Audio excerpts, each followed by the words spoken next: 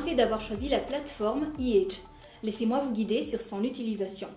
Ce tutoriel va se diviser en 3 parties. D'abord, nous allons voir comment adhérer à la plateforme Age e-paiement. Ensuite, nous allons voir la partie connexion, puis le paiement. Et enfin, comment obtenir votre justificatif de paiement. Pour accéder au menu Accueil du portail de Age e-paiement, tapez e-age.impôt.mg sur la barre d'adresse de votre navigateur.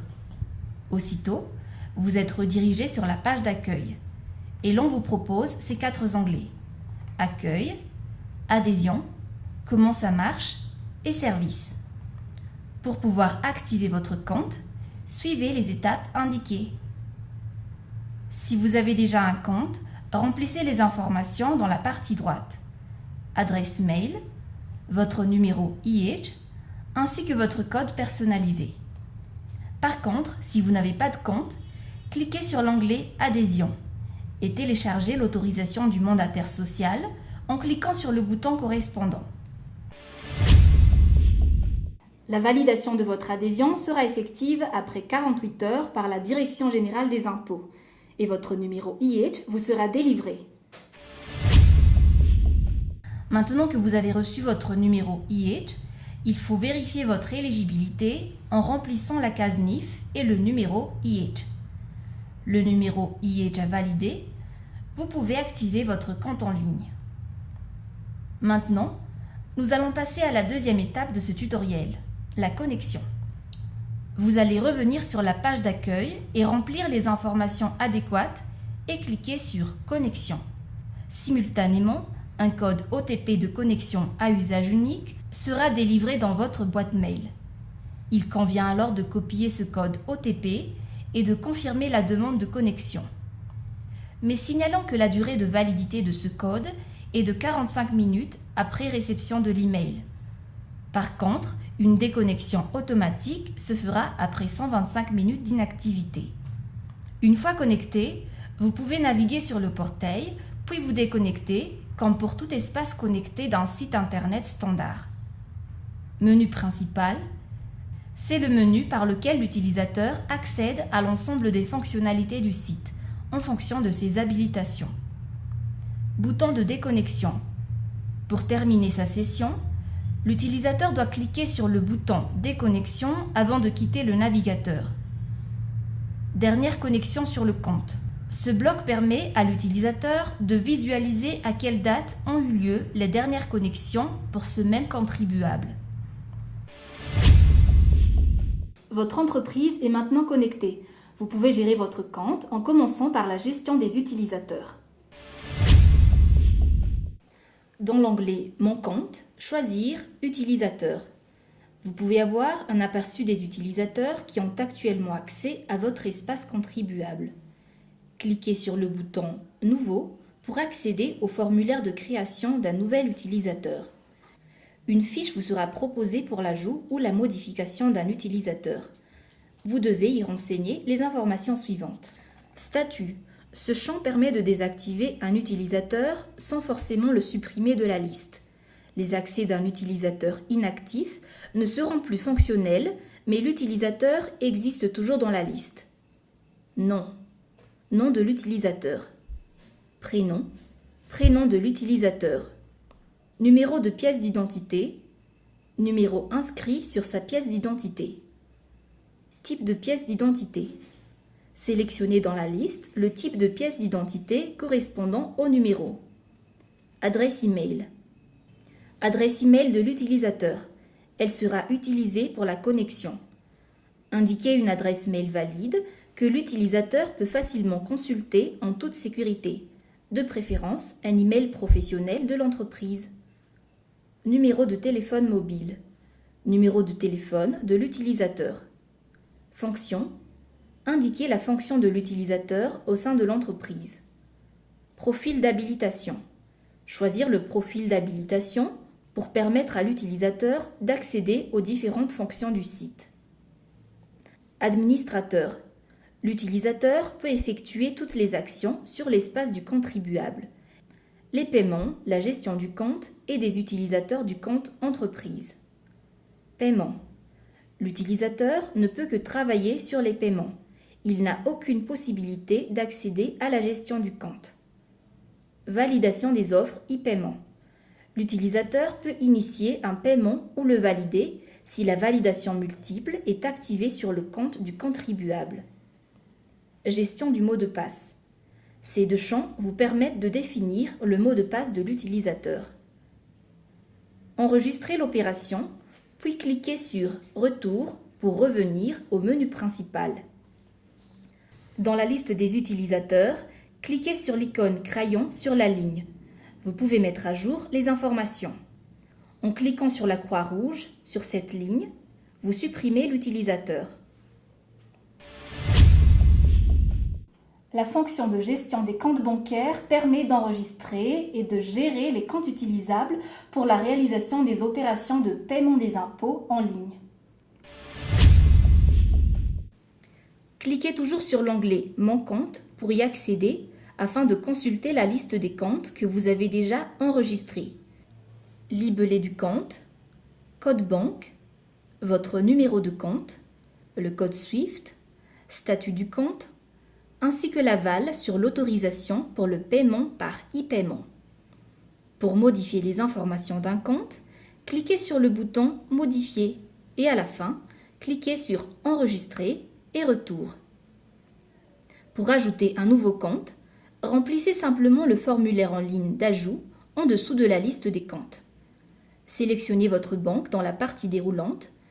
Seules les banques partenaires de la DGI pour le télépaiement sont disponibles dans la liste. Puis, renseignez le libellé du compte, libellé libre, le code agence, numéro de compte, numéro à 11 chiffres et la clé RIB. Un contrôle est effectué sur la clé RIB pour vérifier la conformité du numéro de compte saisi. En cas de blocage lors de l'enregistrement de votre compte bancaire sur e-Edge, si votre numéro de compte comporte uniquement 11 chiffres, veuillez ajouter un 0 en première position de votre numéro de compte afin qu'il comporte 12 chiffres. L'enregistrement devrait alors fonctionner correctement. Votre compte bancaire sera inutilisable pour le télépaiement e-Edge tant qu'il n'aura pas été activé dans le système de votre banque. Une fois le compte ajouté, vous êtes redirigé sur la page de confirmation de l'enregistrement du compte. Il vous est alors demandé de télécharger le PDF de l'autorisation permanente de télépaiement. Vous devez imprimer ce document, puis le faire signer par la ou les personnes habilitées avant de le remettre à votre banque qui activera votre compte dans le système. Vous recevrez un email d'acceptation ou de rejet de l'autorisation bancaire pour le télépaiement. Si l'organisation de votre entreprise l'exige, vous pouvez enregistrer plusieurs signatures pour la confirmation des ordres de télépaiement. Toujours dans l'onglet « Mon compte », cliquez sur « Gestion de signature ». Pour paramétrer une règle de signature multiple, cliquez sur le bouton y afférent. Renseignez alors le plafond de paiement et le nombre de signatures requises. Mais vous pouvez aussi modifier ces paramètres en cliquant sur le crayon. Cas standard. 2 signatures sont nécessaires, quel que soit le montant. Paramétrez un plafond avec montant du plafond égale 1 et nombre de signatures requises égale 2. Autre exemple, une seule signature suffit jusqu'à 10 millions. 2 signatures sont nécessaires au-delà. Paramétrez un premier plafond à 10 millions et nombre de signatures requises égale 1. Paramétrez un second plafond avec nombre de signatures requises égale 2 et un montant supérieur à 10 000.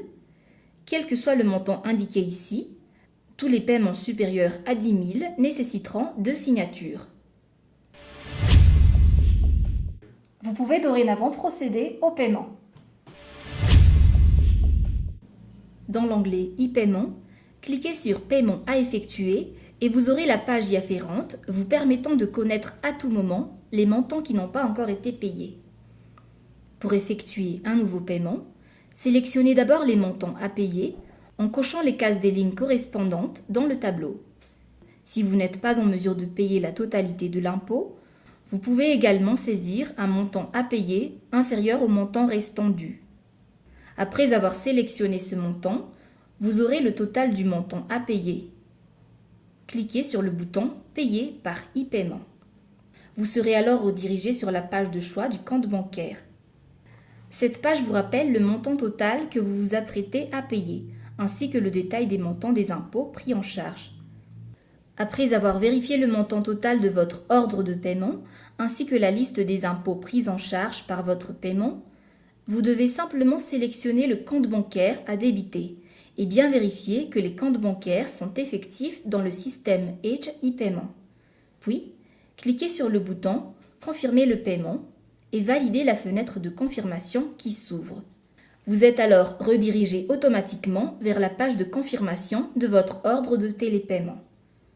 Votre ordre de e-paiement a été initialisé, mais il doit maintenant être validé avant transmission à votre banque. Attention, pour certaines banques, le télépaiement est effectué en temps réel, auquel cas, il convient de vous assurer de disposer des provisions suffisantes sur votre compte au moment de la saisie de votre paiement. Le délai maximal de traitement d'un télépaiement est cependant de 2 jours ouvrés. Vous pouvez vous renseigner auprès de votre banque afin de savoir si vous devez anticiper ou non la saisie de vos ordres e-paiement pour respecter les délais légaux de paiement de vos impôts. Maintenant, pour avoir l'historique des paiements, cliquez sur l'onglet e-paiement et sélectionnez Historique e-paiement. La page d'historique des paiements vous présente l'ensemble des montants payés via le portail e-Edge.